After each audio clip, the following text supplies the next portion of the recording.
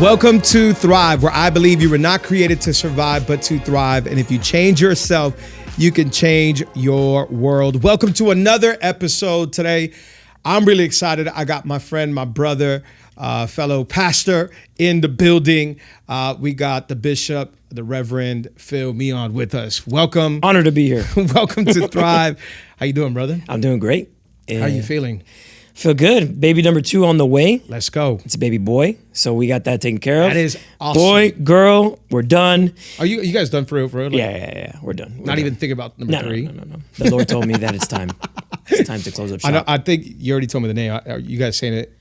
Or you're not sure? It was between 2. We feel confident on one of them. Yeah. And so we'll but it's cool. The middle name will be Lewis after my dad. That so is we have awesome. I love the that. legacy continues. Yeah. And so we're pumped. That's going to be I'm hyped. awesome. I'm Baby hyped. girl and Baby a girl. boy.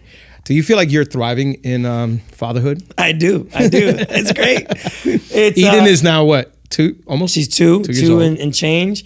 And she's awesome. She keeps us busy. She keeps us on her toes. But again, what I love about kids is it forces you to marriage made you patient. Marriage made you doubt yourself. Having kids takes that to a whole nother level. Absolutely. And I love it. And I'm because I need it. Or Yeah. else, you can get lazy and you can just become, you stay stagnant in your growth. And so Eden is awesome. She's super sweet. She's going through a terrible twos, but it's not that terrible. I think the worst thing she's doing is that she's not eating everything we give her. That's nothing compared that's to what I'm some saying. other Other than that, kids. she's been good. She has her mood and this and that, but she's funny, and if you know her, she's a character, so we love it. It seems like you guys had the perfect baby. Eden, I'll never forget, the nickname was Saint Eden. Saint Eden. Wouldn't cry, slept she was 6 months old, sleeping 18 hours. Yeah. You guys had the best experience with Eden. Eden, and to this day, she's awesome. I'm hoping that with a boy. Yeah, bro, God willing, because you guys had I remember, with Adam and myself talking, and you'll be in the room and you're like, I didn't go do any of that. No, I didn't want to say. I was our like, babies cried through the night. You're like, not me. I didn't experience any of that. You guys were absolutely I'll tell you how easy she is. To put her to bed, we just put her in the bed, give her a bottle, we pray, and me and Danny leave. And she knocks out. No rocking, no reading. We'll read books sometimes, but we don't need it. It's more of a luxury. Yeah. Arya, I know Adam had a different experience. Adam was probably the one that had it worst out of us bless 3. him. Yeah, for sure. But even Arya, it wasn't too bad. But just last week, went to go put her down to sleep, and she got right back up, started screaming for a good 30 minutes. You can't relate. It's been a while. Wow. So we'll see. Maybe God's like, you well, were that season blessed. is why you needed Eden. Now you need a boy who's crazy. When it comes to fatherhood, were you looking forward to that? Were you ready to be a dad? Yep. I would tell Danny all the time when we were dating, just the dad that I have, who's the best dad in the world, and who's the best coach, who is my biggest cheerleader, and just so much sacrifice, so much like a ideal dad, the best dad ever. When I was in high school, I wanted to be a dad. Wow. Obviously not in high in school. due time. it's like yeah. But you know what? I could be a dad right now. yeah, it's like, Lord, I feel like you're calling me to evangelize. But your dad is a legend. Yeah, he's the best. He's the nicest guy in the world. Yeah. And one of the best dudes ever. And so even at a young high school, I was like, man, I would love to be a dad. Yeah. That's like a dream of mine to be a dad. I was the same way. I don't know why I had this kind of almost exactly the same as you. I had this wild idea that I wanted to be a dad by 21. Yeah. I was like, man, by 21, I want to have my first child. Obviously, that's crazy. That's a very young age, and who am I going to find at a young age to get married and have a baby with? But I wanted to be a father, and kind of like you, my dad the same way. My biggest hero, a champion, a legend, and I think we were blessed with really good fathers. Your dad is and we cannot take it for granted. My dad is absolutely wild. I promise you, I'm planning to interview him in Spanish, and so I'm going to do a podcast in Spanish with my parents, and I would love to hear my dad. I love his story. But there's nothing like sitting in front of your dad at a church service on a Sunday. It's the greatest experience of all time. So my dad doesn't speak English too well. He does, and when he really wants to, he can defend himself and do it. Yeah. But during worship, obviously, it's a little bit tough. So all he does is just belt out. yells the whole time. Just yells. Loud noises and just yells the whole time. And that's his worship to God. It's the best. But we're in the front row cracking up. They're the best. I love my parents. They're legends. But we were blessed with really good dads. Yes. And now that you bring that up, it's kind of wild how some people don't get to experience that and they don't realize, or we don't realize, I'm sorry, the blessing that God has given us to have these heroes in our life. Yeah.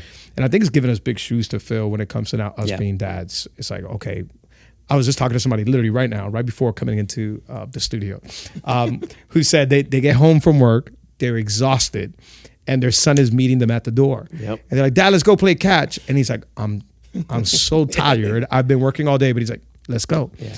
And it just made me think, I was walking over here, literally just made me think, how did my dad do it? Yeah. My dad the same way, just worked around the clock, nonstop. We'll get home. I'll never forget, my dad would play basketball with us till the sun went down.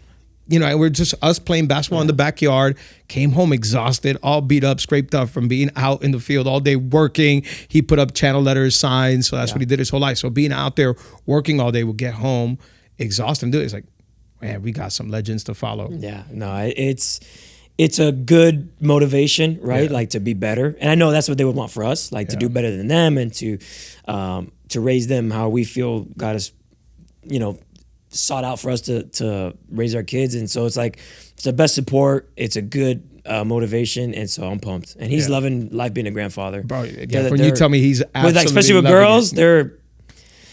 we came home from a Sunday, and like for us, if you don't know, like this is still 3 services. Yeah. And it's a grind. It's like, it's one service right after the other. We're sitting in, we're talking to people, and it's just a long day. And so I get home, and it was football season during this time, and I get to my couch and I'm watching the game. My dad's over, and all of a sudden I'm watching the game, and then I see Cocomelon playing, and I'm just like, who changed the channel? And it's my dad with the remote, and he goes, Eden wants to watch Cocomelon. Which is the wildest thing, because you and your dad are massive football fans. Yeah, and he's like, I don't care. For him to change the channel is like, what has being a grandfather done to you? You are not the same man. It's like the game's it's like it's halftime. I just want to watch the game. He's like, no, Eden wants Cocomelon.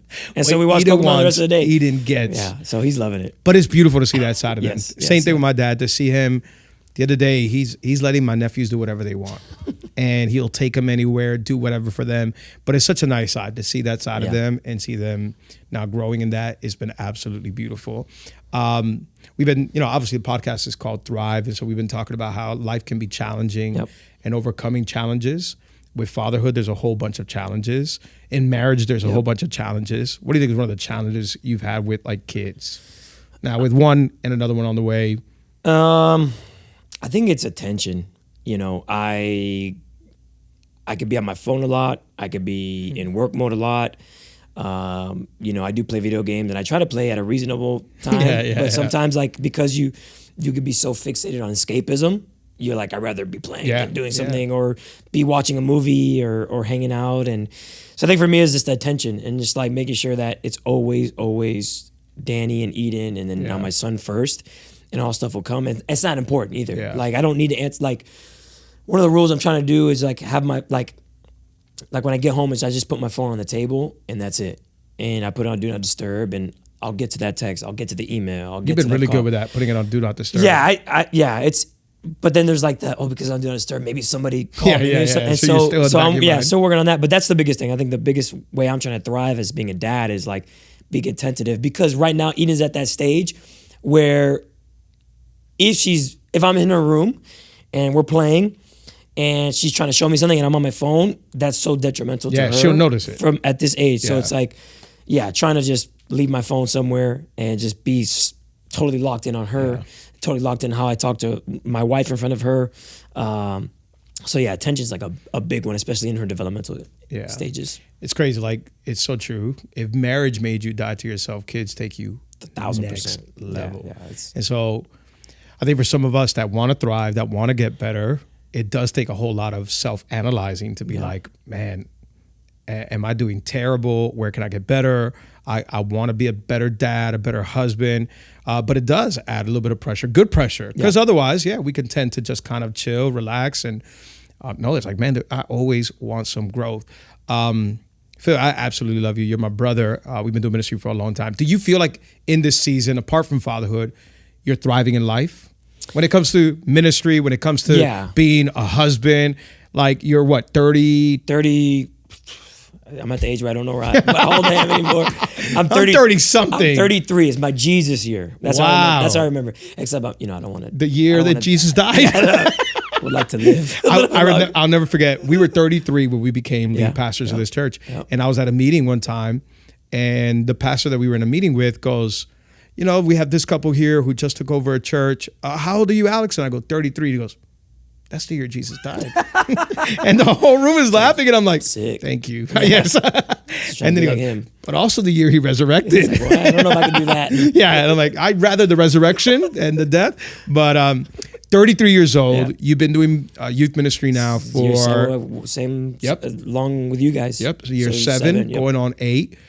You're also now part of our executive team. When you look at your life now, what do you feel? Look at your life, you, Danny, Eden, another baby on the way, youth ministry. What sense do you get? Do you still feel like insecure, or do you feel like, man, I've thrived, I've done well, there's still so much more to do? Like, where are you at in your life? I mean, all those things, the insecurities, the self-esteem, that stuff's always there because, again, it's just part of my journey is like fighting those things.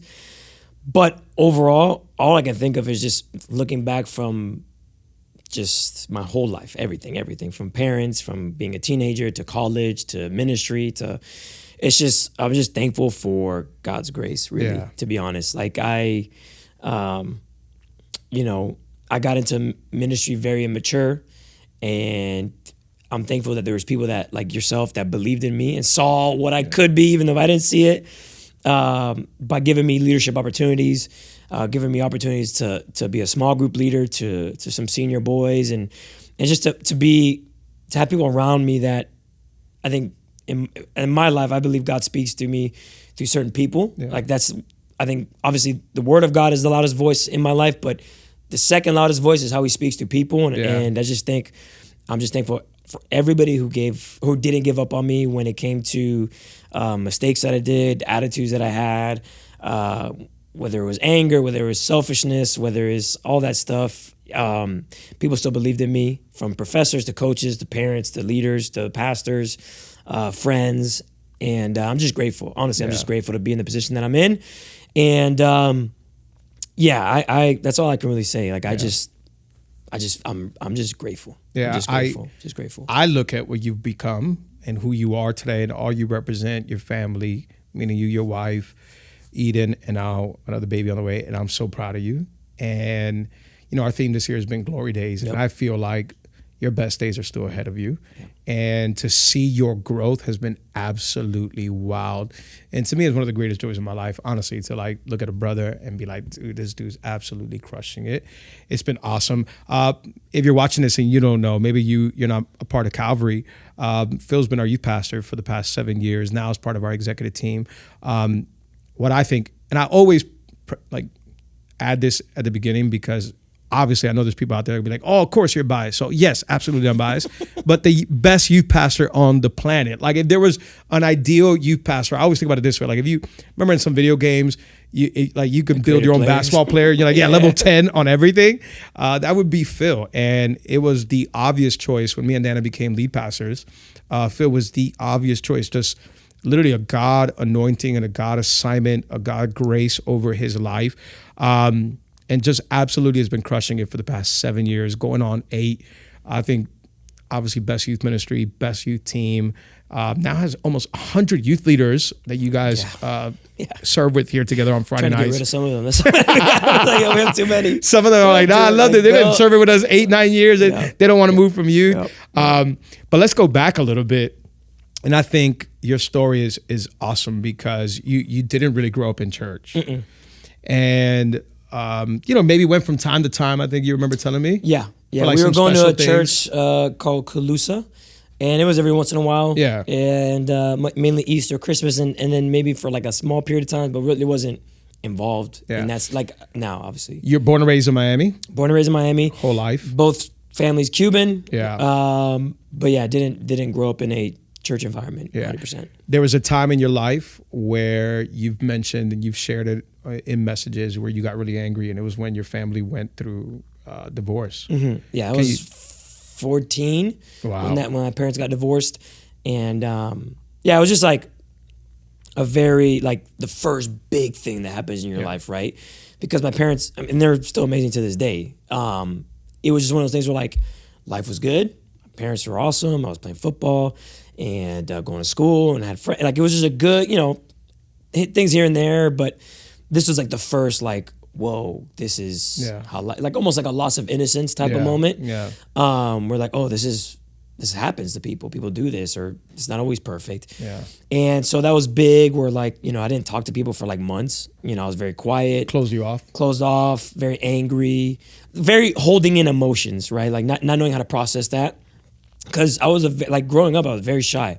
If you look at all my pictures, it's like very shy. Like growing up, if you look at pictures from like, I don't even know, before high school, so middle school, elementary. Anybody that knows you right now would not believe that. But I say the same thing. I was extremely shy growing Ask my mom, ask my dad, ask my sister. I would have pictures where I don't even show my teeth. I would just be like this. And there's pictures like that. Because I was just so, I don't know, I just was like, and I could be like that now where it's like, yes, I'm more extroverted, but also, the more you become passionate, you're around people, you want to be introverted. But like I was very closed off. And so that just shut you off even more. Yeah. And I was just angry because it was like, angry at them, angry at God for, just typical teenage boy angry at God for, this and but because of that, my mom and my sister started going to Calvary, and they had been going for I think like a year and a half, 2 years, and my sister started going to youth group, and my mom wanted me to be a part of it, and so she would force me to go, and but I hated it. Literally my first time being dropped off at youth ministry. It wasn't even like a service where there was worship and a preaching. They were playing an anti-abortion video that showed, like, I don't want to get too detailed, but it was pretty graphic. But the whole point was like, don't have sex before marriage. But that's like your first I hate experience. This place. I hate this place. This is great. Yeah. So I remember I would call my mom, like, pick me up, please, pick me up, pick me up. And how old were you then? 15, 16, right there? Yeah, I was 16. Wow. So long story short, my mom buys my ticket to go to youth camp, and you are hating life. You don't want to go. Yeah, I don't want to go. I remember like being on the bus, cursing with the guys that I'm with, and just being like whatever. And but it was at 17 at youth camp. It was Camp Sparta. They had sulfur water, smelled like eggs. It was awesome. And we've gone to some horrible camps. This is how you know for sure Jesus was moving in my life. But it was at that service. It was like a Wednesday night worship. And the pastor did like a general, like a gospel message, and asked people if they wanted to be saved. And I just raised my hand, went to the front, was crying like a baby, and got baptized at that camp. And the rest is history. Wow. Obviously, different things, but it was 17 years old. That was that moment. Yeah, it was that moment. Got saved. And and it was real. It wasn't. I was emotional, but it was like when I made the decision, it felt like almost like God was like about time. Wow. Like it was just a weird, like I always knew I was supposed to be a Christian, or like it was like this felt right. And I don't know if that was just maybe the call of God just early on, just didn't decipher it well, but it was just like I was all in. Wow. And it was, and so youth group ever since. And even when I went away for college, I would be back here when I could. I still remember every time you were on break, you would come and I would see you. Yeah, whatever, serving at kids, creative, doing cleaning toilets, chairs, whatever. Really quick, going back to those years where you were angry because of what happened, the divorce or whatever. Like, take us into the mind of 14, 15-year-old Phil. I think some people know you today and can't picture you angry, right? Unless they're playing sports. We've all seen that side. Absolutely, that's different. Yeah. We've all seen a side of Phil there that's like, okay, we can see how Phil get angry. But what do you think divorce does to kids today? Like I know we've had to deal with so many issues with youth and talk to youth and walk them through. But maybe some people don't understand like some of the stuff that we do in youth ministry, trying to help some of these students walk through some pain. What was some of that days? What did it look like? Why were you so angry? Yeah. What did it make you do? What did it turn you into? I think the biggest thing, a couple of things. One, you think it's your fault because, there's not a real explanation because you're 14. And so they have their own things. And that was all shared when we were older and all that. But you feel like it's your fault. Then two, it's an inconvenience because now you're like, I'm used to being in this house with my parents and everything's normal. Now it's like, I gotta be with my dad and then I gotta be with my mom. And I remember like the thing that got me angry most was like I would leave something at my mom's house. Like that. And I'm like, this wouldn't happen if you guys were enough, you get like, and then another thing is like, so it would be like, you think it's your fault, the inconvenience. And then third would be how you feel toward your parents. And that's unhealthy. Just like blaming them, being angry at them, not honoring them. And so all those things are just in a 14-year-old, like I think about, the fact that we don't let people rent cars till they're 25. And there's a reason. It's because there's things in your brain that aren't fully developed till you're 25 and they don't, that you shouldn't be able to, where you're at developmentally, you're not being trusted to do this. Yeah, absolutely. So it's like 14, balancing a divorce and marriage, and just my emotions and not being in church, so not having a support system, not closing things in. It's almost like I did everything the wrong way. And the byproduct of that was explosive, just anger, like a ticking time bomb. I still remember going to therapy, and it was with this super Hispanic lady, and she nicknamed me the pressure cooker. Really? Because she was like, "You're a pressure cooker," and she said it in like a really Hispanic, like, "You're a pressure cooker," and she would, because she was like, "Hey, all you're doing is you're." Because I wouldn't talk the whole session. These are like 30-minute sessions. She's trying to get something out of you. I'm just there like, wow. But she would hear from my mom or like my sister or whoever, like, hey, he blew up, he did this.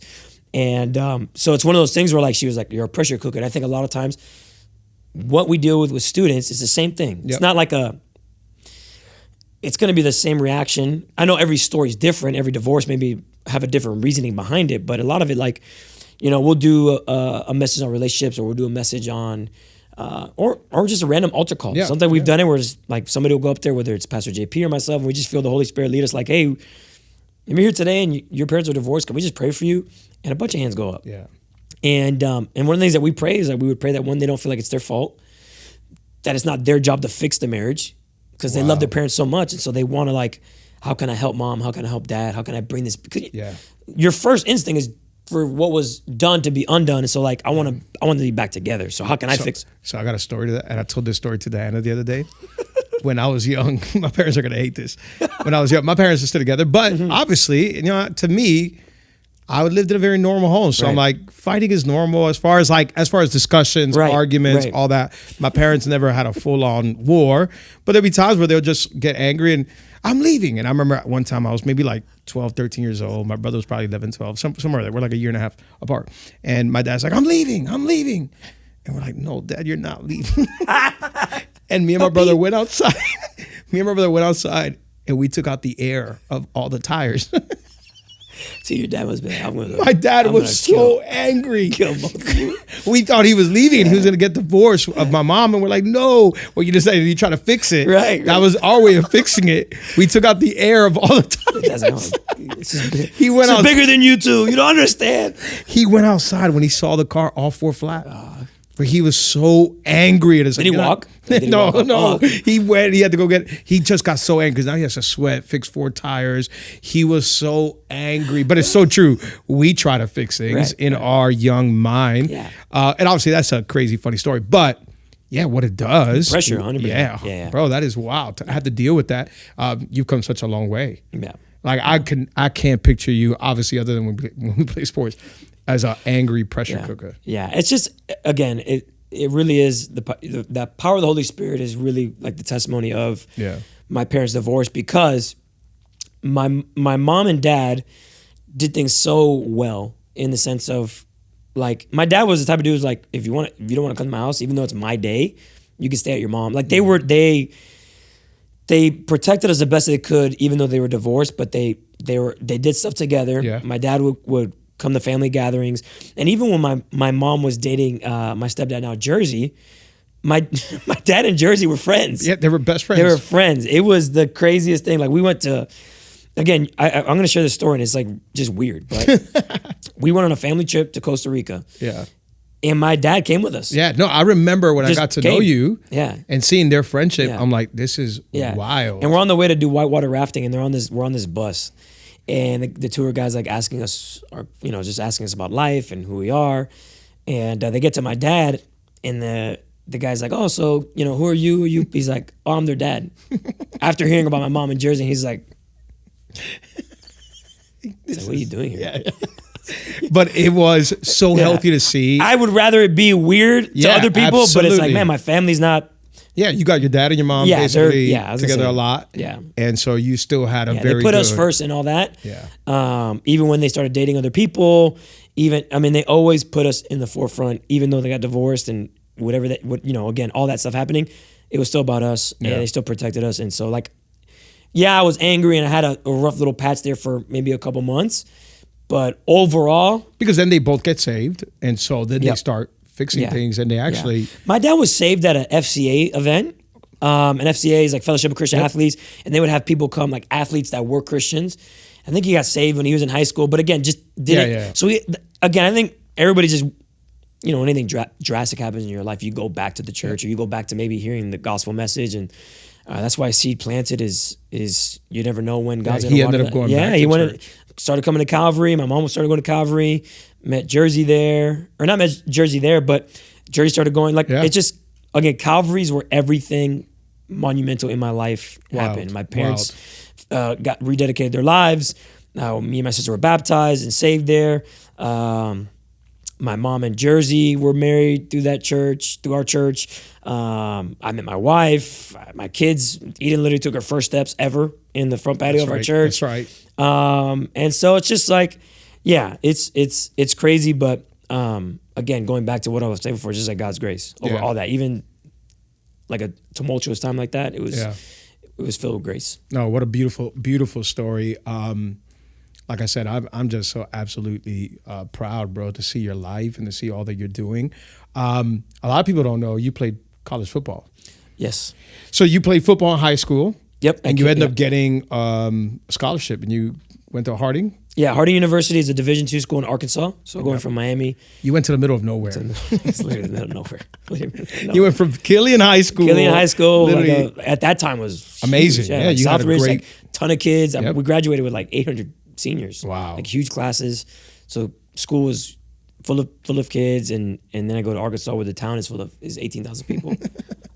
In the middle of nowhere. The best place to go eat is Chili's. Oh my God, bro. Yeah, what a massive change. Yeah. Did you have any friends that you went with? Nope. So you're there by yourself. I just really wanted to play football. And I was like, I'll go wherever. Was that weird the first few months there? Freshman year is the worst. Whoa. The worst.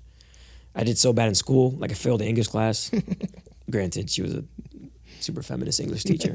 I'll never forget. The only thing I do remember from this class, other than failing, is that she said, any quote that you see that the author is unknown was said by a female. No way. I was like, yo, that makes no sense. Wow. Anyways, she was fired the next year. And redemption. So, but I was just doing bad. What was your position? I played safety. You were safety. So I was playing defense. And, but yeah, just again, the freedom to go to parties and have your parents there. And then just had no real church community. No church community. Didn't understand time management.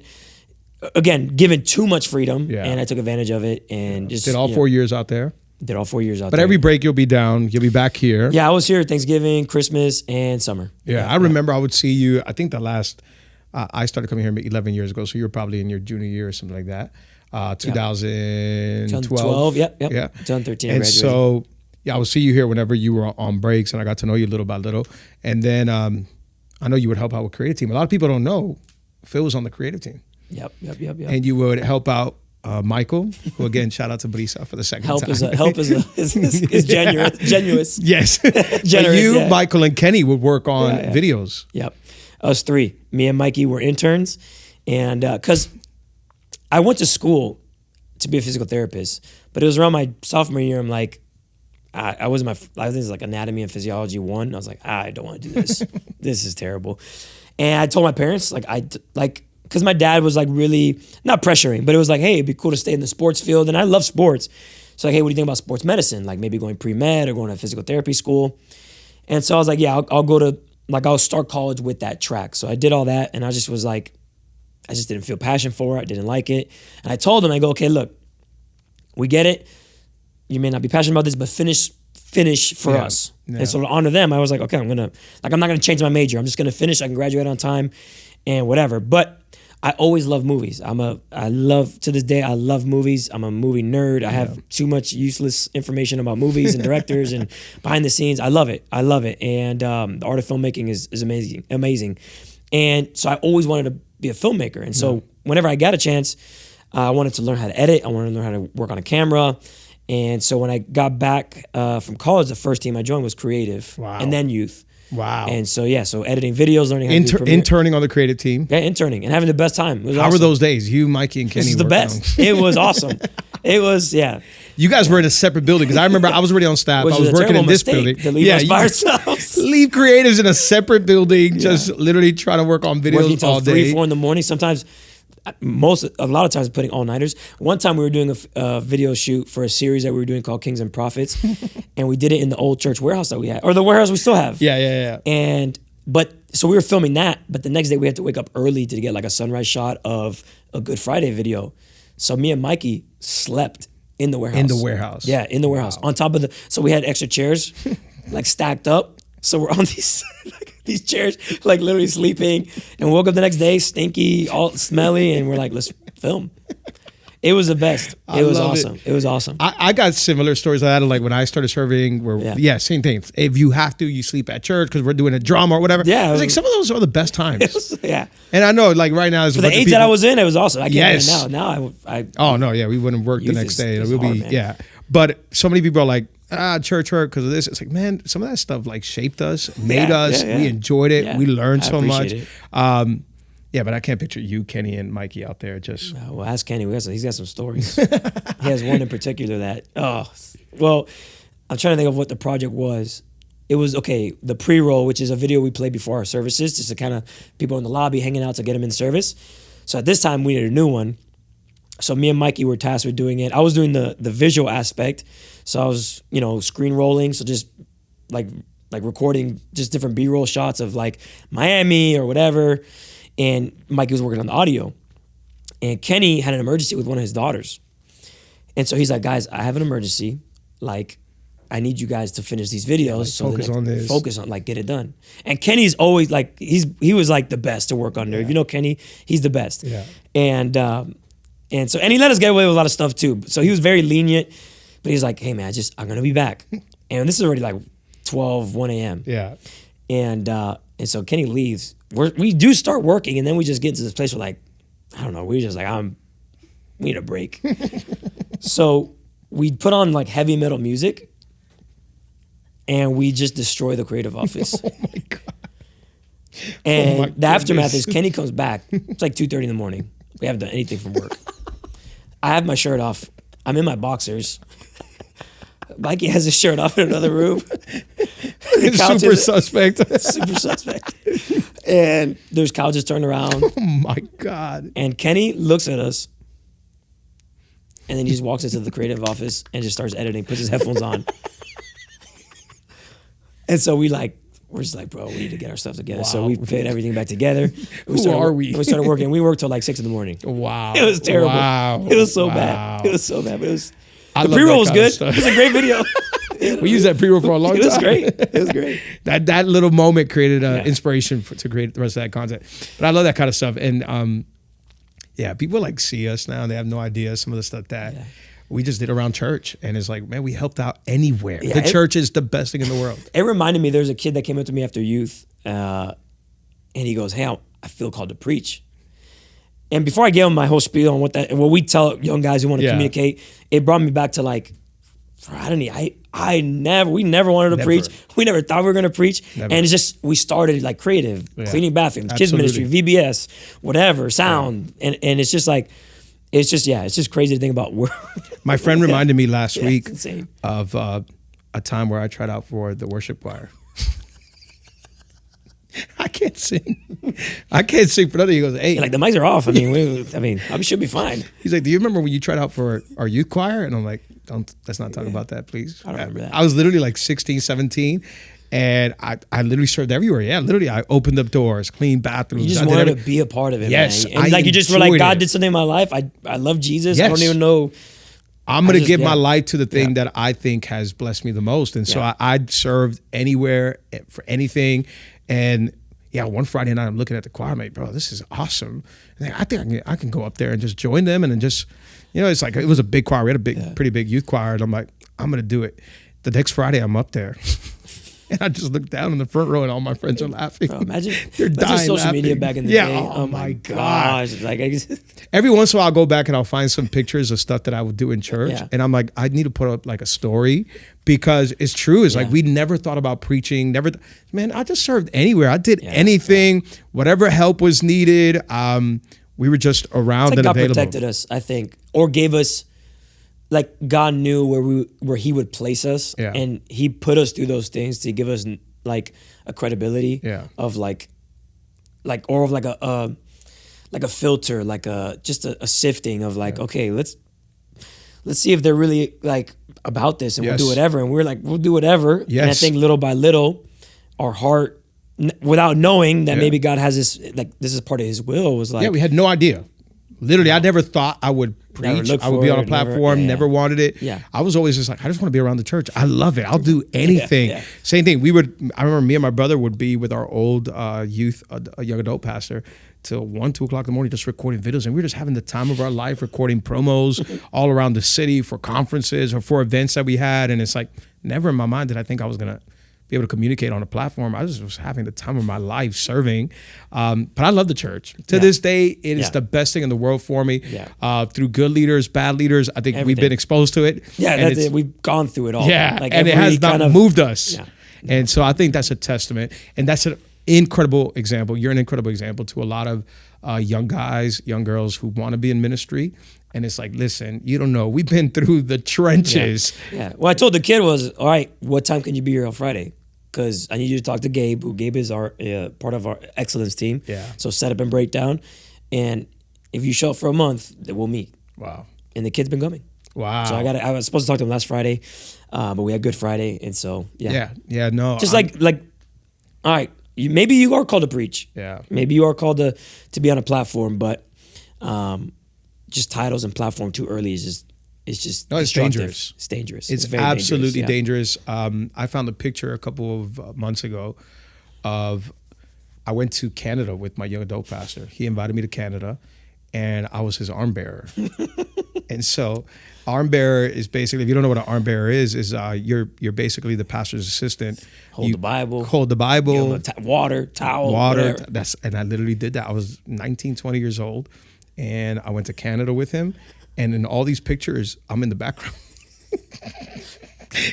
literally, he's like ministering, praying for people. And he would go, Benny Hinn style. And so I was just behind him the whole time, and you just see pictures of me with a towel and a water bottle, and it's like, man, but I love doing that stuff. I was just there to serve the man of God, and I didn't care Canada. about who exactly. I just think of where the places the ministry's taken me.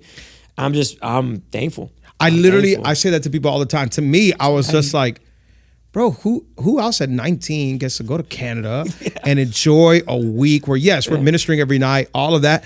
But bro, we get to meet so many people, get to experience a different culture, and we're serving God while doing it. So yes, was some of it not cool, or maybe some stuff that we were exposed to, bad leadership, but it shaped us. We learned what to do, what not to do, and it was fun times, bro. But those pictures were hilarious.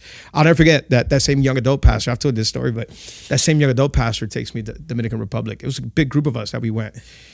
And we're out there for a massive youth conference. I think it was 2,000-3,000 young adults. And so we go to DR, and one night he's ministering. One night he's like, Alex, I'm going to minister to all the youth. I don't care if it takes me 3 hours. This is the best story ever.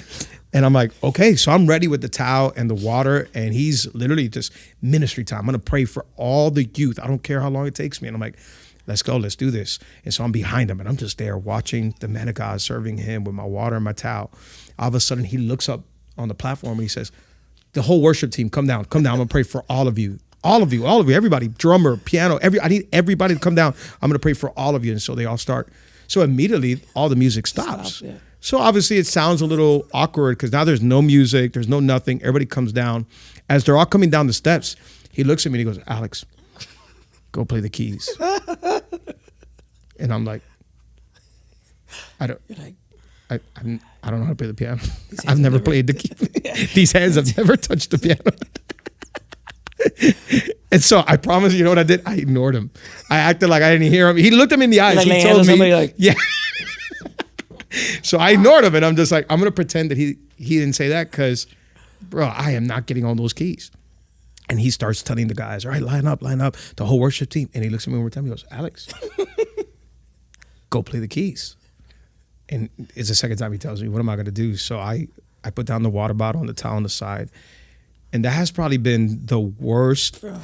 Those steps have been the worst steps I've ever taken as I was climbing up this massive stage. The weight of every step. I promise you. Yeah, deep down inside, I'm praying in the Holy Ghost. And I'm like, Lord. Give me a song. Give me a song. I'll never forget. There was one time growing up where I heard a story. Yeah, I don't know if you know who Carmen is. Carmen was this massive Christian artist. And I think I had heard a story that one time he wanted to do a Spanish album and God had just granted him supernaturally Spanish language. And he started singing in Spanish. I promise you, in those like 10 steps I was climbing, all those stories came through my mind of like 10 years of piano experience. Yes, right now, God. I heard about missionaries that showed up in India and all of a sudden started speaking the language or something like that. So all that is going up through my mind and I'm going up the steps like, God, you can do it. I believe. I have faith. By the time I get to the piano, I'm going to play Mozart. And I get up there and I start playing. I don't know what I did. It was the worst sounding thing. The worst sounding thing in the world.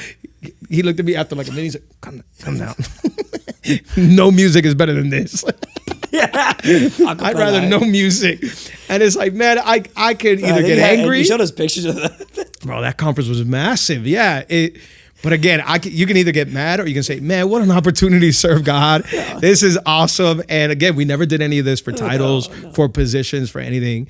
And I think God honors that. I think there's something about it when you're doing it with personal motives of wanting to get any kind of recognition. It's like, man, we did stuff that nobody wanted to do. We did stuff that was way out of our depth, but we just loved God. We loved the church. Yeah. And it's been awesome. And it's been awesome serving God with you, bro. To see what's happened in the last 7 years with our youth ministry. I look at it now and it's like, this is the healthiest, best it's ever been. You got 100 leaders. It's incredible. Our youth camp sells out. Encounter conference is absolutely amazing. It already sold out the last 2-3 years. I mean, you're just absolutely crushing it. I think we're making a massive difference in Miami and around the world. And sometimes we don't get to see the fruit of it for years. But I want to let you know you're absolutely crushing it. Thank you. I want to talk a little bit more in detail, but maybe we'll save it for episode 2. But I think hopefully today people got a glimpse of who you are, a little bit about your background. It's awesome doing ministry together. And so, dude, I believe the best is yet to come. Let's go. We're living in our glory days and we keep on thriving. Love you. We'll pick it up in part 2. Let's do it. If you change yourself, you can change your world. Let's go.